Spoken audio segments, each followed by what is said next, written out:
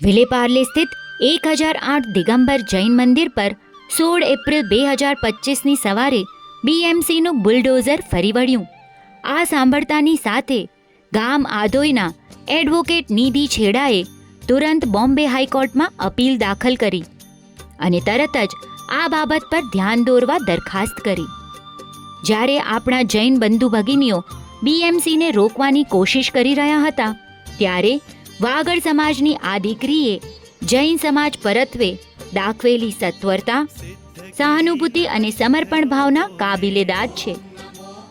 Advocate નિધિ છેડા અને તેમની લીગલ ટીમ દ્વારા 16 એપ્રિલના રોજ સફળતાપૂર્વક બોમ્બે હાઈકોર્ટ પાસેથી સ્ટે ઓર્ડર મેળવી ડિમોલિશનને તાત્કાલિક અટકાવવામાં આવેલ છે. કોર્ટ તરફથી એડ ઇન્ટ્રીમ પ્રોટેક્શન આપવામાં આવ્યું છે. આ ફક્ત એક કાનૂની જીત નથી, આપણી સંસ્કૃતિ, ધર્મ અને વારસાને બચાવવા તરફનું એક પગલું છે. વધુ વિગત માટે કમ્યુનિટી સિટી એપ જોતા રહેશો.